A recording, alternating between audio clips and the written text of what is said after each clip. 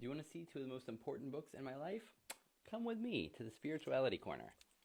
So the first one I found about through Terence McKenna, and it is by Dame Frances Yates. It is her book, Giordano, Bruno, and the Hermetic Tradition.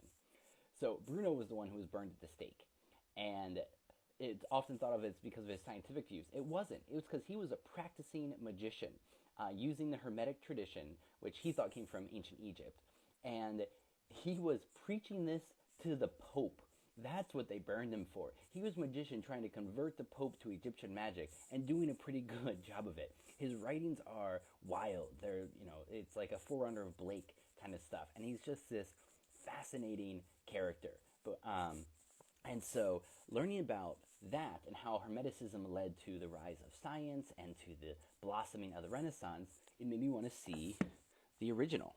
And so this is my favorite edition of the Hermetica, and I think it's very well done. It's the book. The Hermetica itself is not that long. This is mostly commentary around it. That's why I like this edition.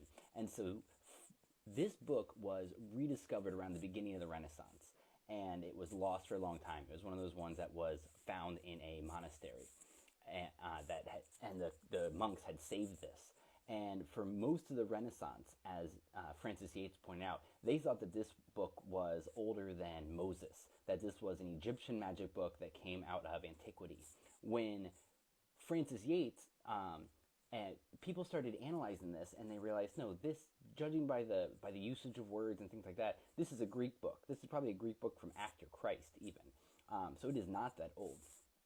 But because of that antiquity, and because it's really a magical thinking about how inside you is the entire universe. And if you pay close attention to the universe around us and the patterns that happen, and look inside yourself and pay close attention to what happens inside you, you're going to see how those patterns repeat. And so it leads to that famous maxim, as above, so below. And everything is in that. Look inside yourself and look outside yourself, and you're going to see the exact same thing. And it's a really beautiful part of what they're trying to say. At the end, they also have the Latin Asclepius, which is a memory palace.